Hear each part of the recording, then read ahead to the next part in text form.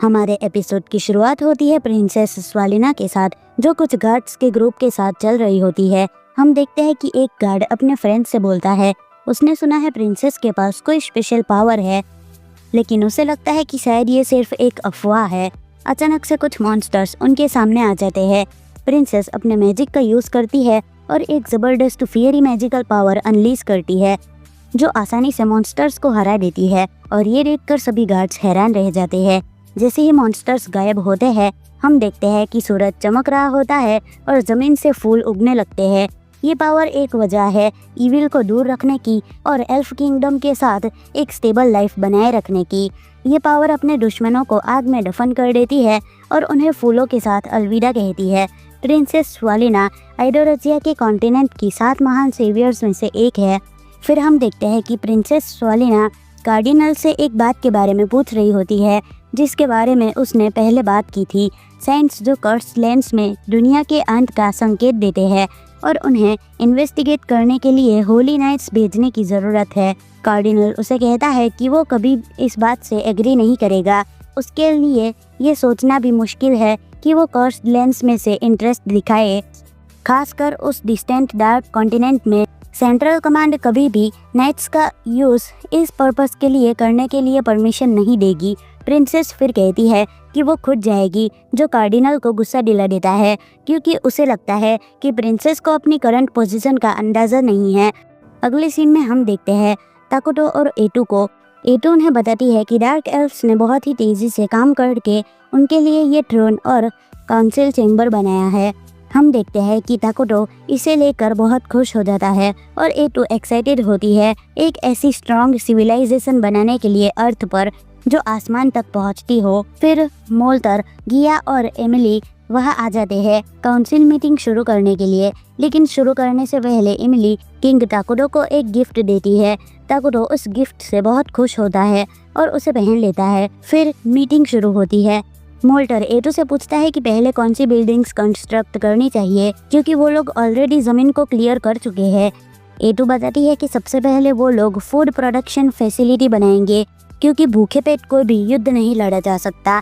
मोल्टर उससे पूछता है कि क्या महान राजा ताकुटो अपनी पावर से अनंत मात्रा में फूड प्रोड्यूस नहीं कर सकते।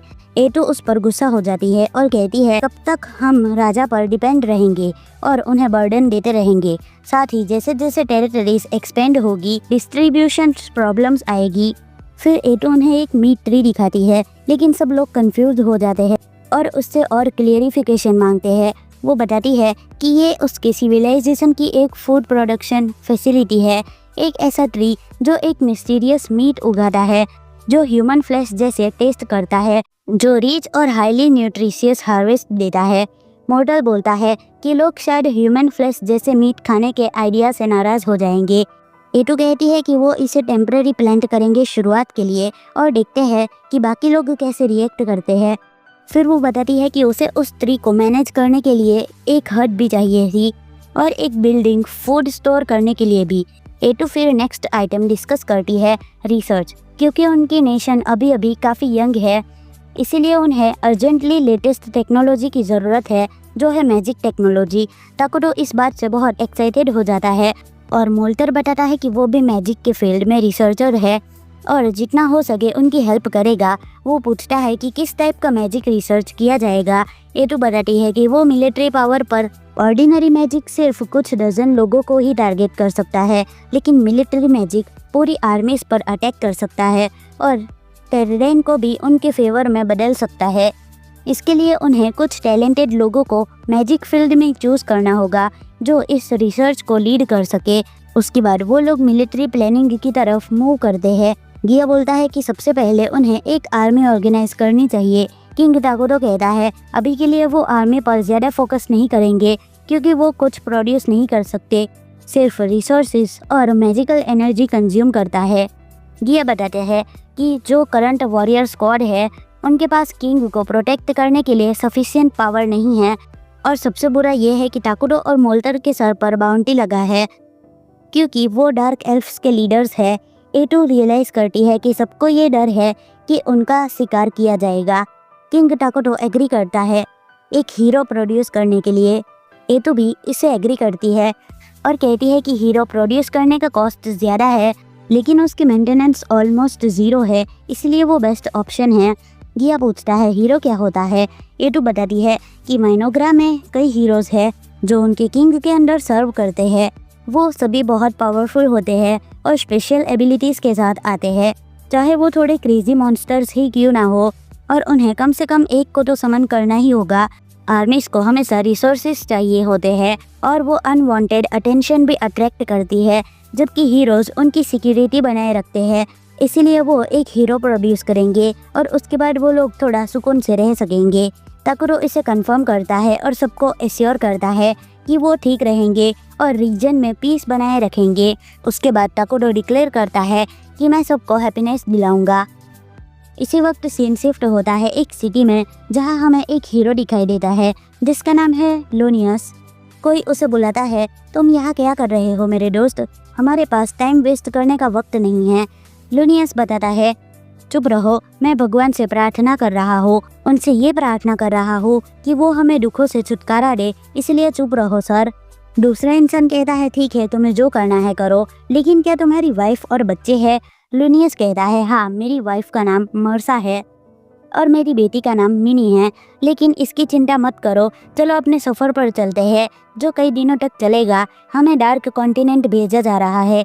लोनियस कहता है, मैं जानता हूँ अगर हम सक्सेसफुल हुए तो साउथर्न का कॉन्फ्रेंस हमें अप्रिशिएट करेगा, और अगर हम फेल हुए तो मुझे एक नाइट होने के नाते जिम्मेदार ठहराया जाएगा। दूसरा बंदा कहता है, लेकिन हमारी स्ट्रेंथ तो काफ़ी कमज़ोर है, फोर्स सिर्फ 2 लीडर से बनी है, तुम और मैं। शायद कोई वजह ही है कि हमें दोनों को एक ही जर्नी पर भेजा गया है, सब कुछ बाद में समझ आएगा। फिर सीन शिफ्ट होता है और हमें ताकुरो दिखाया जाता है। सिविलाइजेशन धीरे धीरे डेवलप हो रही है। हाँ यही है नया रेसिडेंशियल एरिया। इसके अलावा मीट ट्रीज भी काफ़ी अच्छे से ग्रो हो रहे हैं और फूड स्टोरेज भी काफ़ी जल्दी कंप्लीट हो जाएगा। एल्डर मोल्टर कई टैलेंटेड लोगों के साथ मैजिक रिसर्च इंस्टीट्यूट में रिसर्च शुरू करने जा रहे हैं।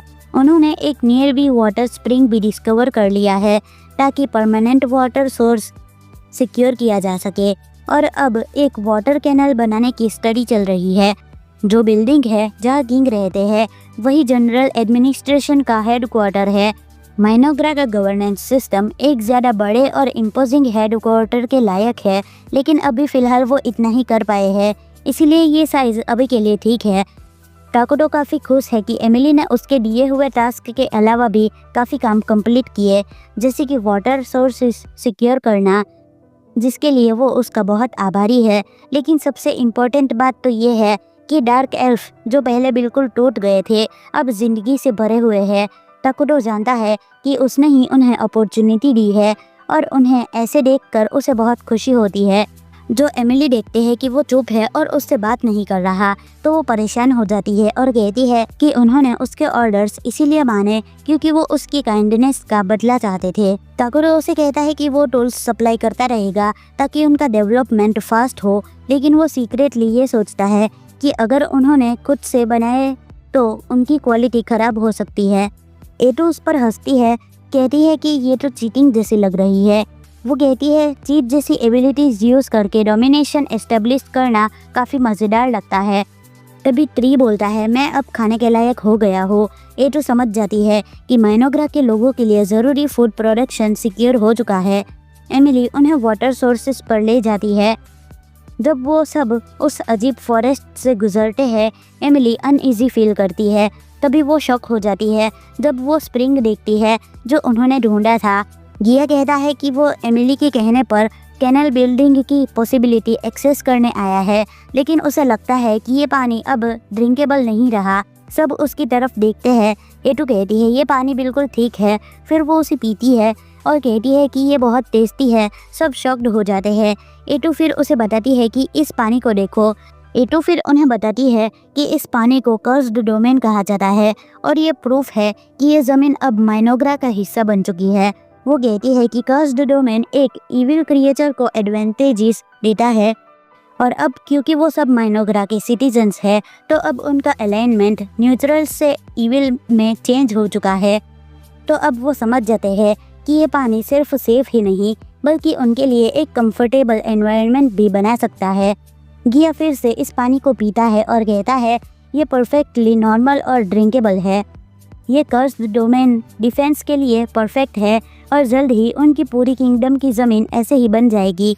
मॉर्टल खुश होकर कहता है जैसे कि हमारे ग्रेट किंग से एक्सपेक्टेड था, ये पावर वाकई अमेजिंग है। किंग कहता है कि एक ही प्रॉब्लम है, ये पावर क्लियरली अटेंशन अट्रैक्ट करती है, इसीलिए सराउंडिंग एरिया पर स्ट्रिक्ट सर्वेलेंस ज़रूरी है। तभी अचानक से कई ऑक्टोपस जैसी बाहें एटू के शरीर से निकलती है और कुछ पेड़ तुरंत ही गिरा देती है। सब शॉक्ड हो जाते हैं। एटू फिर कहती है मैं बताना भूल गई थी, मैं भी एक हीरो ही हूँ। जो तुमने देखा वो सिर्फ थोड़ा सा ही पार्ट था मेरी पावर का। जो लोग हीरोज़ कहलाते हैं उनके पास इमेंस पावर होती है, वो पूरा का पूरा आर्मी मिटा सकते हैं। किंग कहते हैं कि हीरो की पावर इनक्रेडिबल होती है, वो बिना कुछ किए भी टाइम के साथ स्ट्रांग हो जाते हैं और अटेंशन भी नहीं अट्रैक्ट करते। फिर किंग एटू से कहता है तुम्हें अपनी पावर दिखाने के लिए फॉरेस्ट डिस्ट्रॉय करने की ज़रूरत नहीं थी, तुम बाद में भी ये दिखा सकती थी, अब क्लीन अप कर लेना। एटू शॉक्ड हो जाती है। उसके बाद सब किंग और हीरो को सपोर्ट करते हैं और कहते हैं कि उन्हें किंग के लिए एक वर्दी प्लेस बनाना ज़रूरी है। किंग कहता है हमें प्लेस की ज़रूरत नहीं है, मैं सबके जैसे एक सिंपल घर में भी कंफर्टेबल रहूँगा। सब इस बात को मना कर देते हैं और मोल्डर कहता है मुझे पता है आपके ओपिनियन को रिजेक्ट करना रूड है योर हाईनेस, लेकिन प्लीज़ रिकंसिडर कीजिए। प्रेशर डालने पर किंग फाइनली मान जाता है कि हाँ ठीक है वो प्लेस बदलेगा। सब लोग खुश हो जाते हैं और अपनी रॉयल्टी रिन्यू करते हैं, प्रॉमिस करते हैं कि वो किंग के लिए सब कुछ और भी ज़्यादा करेंगे। किंग भी काफ़ी खुश हो जाता है। दूसरी तरफ हमें होली नाइट्स दिखाई देते हैं जो अपना सफ़र कंटिन्यू करते हैं। मॉन्स्टर्स को एक के बाद एक मार रहे होते हैं। उन्होंने सब मॉन्स्टर्स ख़त्म कर दिए हैं। लुइनस होप करता है कि उनका प्रोग्रेस डार्क कॉन्टिनेंट में भी इसी तरह चलता रहे। और इसी के साथ ये एपिसोड यहीं पर ख़त्म होता है। तो आपको ये एपिसोड कैसा लगा मुझे कमेंट में ज़रूर बताना। अगर वीडियो अच्छी लगी हो तो इसे लाइक कर देना, चैनल पर नए हो तो सब्सक्राइब कर देना। मिलते हैं नेक्स्ट वीडियो में, बाय।